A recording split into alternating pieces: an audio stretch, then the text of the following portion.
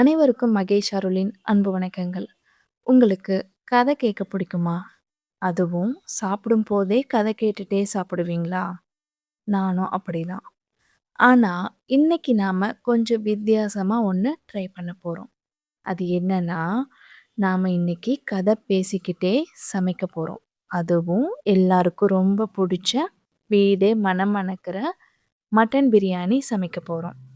ஸ்க்ரீன்ல மட்டன் பிரியாணிய ரொம்ப சிம்பிளா, சூப்பரா செய்யறதுக்கான மெத்தட்ஸ் போயிட்டுருக்கும். நீங்க அத பார்த்துட்டே இருங்க. ஆனா, ஆடியோல நாம இன்னைக்கு ஒரு சூப்பரான கதை பேசப் போறோம். கதையில வர ஒருத்தர், அவரோட வாழ்க்கையில ஒரு பெரிய முயற்சி பண்ணி பார்க்குறாரு. ஆனா, அது முடியலன்னு கைவிட்டுர்றாரு. அதுக்கப்புறம் மறுபடியும் எப்படி அந்த முயற்சிய எடுத்து, அதுல ஜெயிச்சார் அப்படின்ற ஒரு இன்ட்ரஸ்டிங்கான விஷயத்த தான் நாம இன்னைக்கு கதையில பேசப் போறோம். கடைசியா பிரியாணில இருக்க மட்டனும், அரிசியும் வெந்து பிளேட் நம்ம கைக்கு வரதுக்குள்ள நம்ம கதையும் ஒரு முடிவுக்கு வந்துடும். சரி வாங்க, நம்ம சமையலையும் கதையும் ஒண்ணாவே ஸ்டார்ட் பண்ணலாம். நம்ம கதைக்கு ஒரு ஹீரோ வேணும் இன்னைக்கு. ஹீரோக்கு ஒரு பேர் வேணும். என்ன பேர் வைக்கலாம்? என்னோட பேரே வச்சிடலாமா?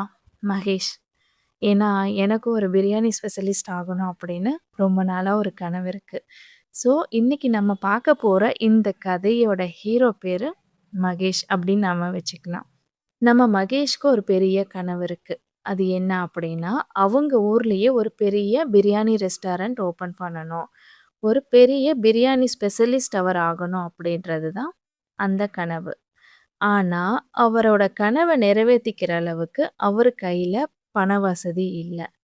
அதனால நம்ம மகேஷ் என்ன பண்றாரு அப்படின்னா, அவரு கையில இருந்த கொஞ்சம் பணத்த வச்சு, சின்னதா ஒரு தள்ளு வண்டியில ஒரு பிரியாணி கடை ஆரம்பிக்கிறாரு.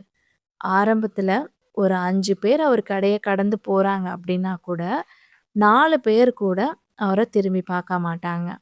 அவரும் தினமும் பிரியாணி சமைச்சு வைப்பாரு. யாரும் வந்து வாங்க மாட்டாங்க. கீழ எடுத்து கொட்டிடுவாரு. இப்படியே சில நாட்கள் போய்க்கிட்டே இருக்கு. ஒரு நாள் என்ன ஆச்சுன்னா, கையில இருந்த எல்லா பணமும் செலவாகிடுச்சு. அடுத்த நாள் கடை போடுறதுக்கு கையில பணம் கூட இல்ல. அந்த இடத்துல நம்ம மகேஷ் என்ன நினைக்கிறார் அப்படின்னா, இது நம்மளோட தப்பான முடிவாயிடுச்சு. நம்ம நம்மளோட லட்சியத்துல தோத்து போயிட்டோம். இது நம்மளால முடியாது. அதனால நம்ம கடைய க்ளோஸ் பண்ணிட்டு நம்ம வேலைக்கு போலாம். அடுத்த நாள் சாப்பாட்டுக்கே நம்ம வேலை செஞ்சா தானே பணம் அப்படின்னு கொஞ்ச நாள் ஏதோ கிடைக்கிற வேலைகளுக்கு போயிட்டு இருக்காரு. ஒரு நாள் ஒரு ட்விஸ்ட் நடந்துச்சு. என்னன்னா, அன்னைக்கு மகேஷோட பாட்டி அவர பார்க்கறதுக்கு ஊருக்கு வராங்க. அவரு ஏதோ ஒரு இடத்துல வேலை செஞ்சுட்டு இருக்கிறத பார்த்துட்டு பாட்டிக்கு ரொம்ப கஷ்டமாயிடுச்சு. மகேஷ்ட்ட போய், "என்ன மகேஷ் நீ பிரியாணி கடை வச்சிருக்க. உன்ன பார்க்கலான்னு நான் ஆசையா வந்தா, நீ என்ன இந்த வேலை பண்ணிட்டு இருக்க? உன்ன பார்க்கவே எனக்கு ரொம்ப சங்கட்டமா இருக்கு." அப்படின்னு சொல்றாங்க. மகேஷோட முகம் அப்படியே மாறி போயிடுச்சு. மகேஷ் நடந்ததெல்லாம் பாட்டிக்கிட்ட ஒவ்வொன்னா சொல்றாங்க. இதையெல்லாம் கேட்ட மகேஷோட பாட்டி அவங்கிட்ட என்ன சொன்னாங்கன்னா, "நல்ல மட்டன் பிரியாணி சீக்கிரமா வெந்துடாது. அதுல மசாலா ஊறி நெருப்புல மெதுவா வெந்தா தான் அந்த வாசனையும், ருசியும் ஊருக்கே போய் சேரும்.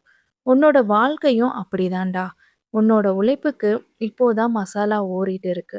சீக்கிரமே உன்னோட வெற்றியின் வாசனை இந்த ஊருக்கே போய் சேரும். அதுவும் எல்லாருக்கும் பிடிக்கும். நீ பொறுமையா இரு." அப்படின்னு சொல்றாங்க. பாட்டி சொன்ன அந்த வார்த்தை மகேஷ்க்கு ஒரு புது தெம்ப குடுத்துச்சு அப்படின்னே நாம சொல்லலாம். ஸோ, கையில இருந்த கொஞ்சம் பணத்த வச்சு, மறுபடியும் அவன் என்ன பண்றான், தள்ளுவண்டியில பிரியாணி கடை ஸ்டார்ட் பண்றான். பழைய மாதிரி இல்லாம, இன்னும் புது வகையான ட்ரிக்ஸ் எல்லாம் யூஸ் பண்றான். பிரியாணியில இன்னும் சுவைய கூட்டுறதுக்கான ட்ரிக்ஸ் எல்லாம் தெரிஞ்சு வச்சுக்கிறான். அதே சமயம் தன்னோட கடைய மக்களுக்கு ப்ரமோட் பண்றதுக்கான சின்ன சின்ன ப்ரமோஷன் வேலைகளும் பண்றான். ஒரு நாள் என்ன ஆச்சு அப்டின்னா, ஒரு பெரிய ஃபுட் விளாகர் அவனோட கடைக்கு வந்து மகேஷ் சமைச்ச பிரியாணிய ரசிச்சு, ருசிச்சு சாப்ட்டுட்டு இருக்காரு. சாப்ட்டது மட்டும் இல்லாம, அவரு சாப்ட்டத வீடியோ எடுத்து வச்சுட்டு, அன்னைக்கு ஈவ்னிங்கே அந்த வீடியோவ அவரோட சோசியல் மீடியா பேஜ்ல அப்லோட் பண்ணிட்டாரு. அடுத்த நாள் என்னங்க, மகேஷோட கடையில கூட்டம் அலமோதுது. பிரியாணி குண்டா குண்டானா செஞ்சு வைக்கிறாங்க. ஒரு பக்கம் காலி ஆயிட்டே இருக்கு. இன்னைக்கு அந்த மகேஷ் அந்த ஊர்ல ஒரு பெரிய பிரியாணி ரெஸ்டாரண்ட் ஓப்பன் பண்ணி, கம்பீரமா ஓனரா உட்காந்துருக்காரு. இன்னைக்கு அவரோட பிரியாணி டேஸ்ட்டுக்கு ஈக்குவலா அங்க வேற எந்த பிரியாணி கடையும் இல்ல அப்படின்னு தான் நாம சொல்ல முடியும். இந்த கதை நமக்கு என்ன சொல்ல வருது அப்படின்னா, வாழ்க்கையில பல தடைகளும், சோதனைகளும் நமக்கு வருது அப்படின்னா, நாம உடனே பின்வாங்கிடக்கூடாது. ஒரு மட்டன் பிரியாணிக்கு தம் எவ்வளவு முக்கியமோ, அதே மாதிரி தான் நம்மளோட லட்சியத்த அடையறதுக்கும் நமக்கு பொறுமையும், நம்மளோட தொடர் உழைப்பும் நமக்கு ரொம்ப முக்கியம். நம்ம வாழ்க்கையில எந்த ஒரு முயற்சி எடுத்தாலும், தடவ தோத்துட்டோம்னா, அதுதான் முடிவு அப்படின்னு அர்த்தம் கிடையாது. அந்த தோல்வியிலிருந்து கத்துக்கிட்டு, இன்னும் கொஞ்சம் பலத்தோட மறுபடியும் இறங்குனோம்னா, நம்மளோட வெற்றிய யாராலயும் தடுக்க முடியாது. நீங்களும் இந்த மட்டன் பிரியாணிய வீட்ல ட்ரை பண்ணி பார்த்துட்டு, எப்படி வந்துச்சுன்னு கமெண்ட்ல சொல்லுங்க. நம்ம கதை உங்களுக்கு பிடிச்சிருந்தா, உங்க ஃப்ரெண்ட்ஸ்க்கும் ஷேர் பண்ணுங்க. அப்புறம் மறக்காம நம்ம சேனல சப்ஸ்கிரைப் பண்ணிடுங்க. அடுத்த வீடியோல இன்னும் சுவாரஸ்யமான சமையலோடவும், சூப்பரான கதையோடையும் உங்கள மீட் பண்றேன். அதுவரை உங்களிடமிருந்து விடைபெறுவது உங்கள் மகேஷ் அருள். நன்றி, வணக்கம்.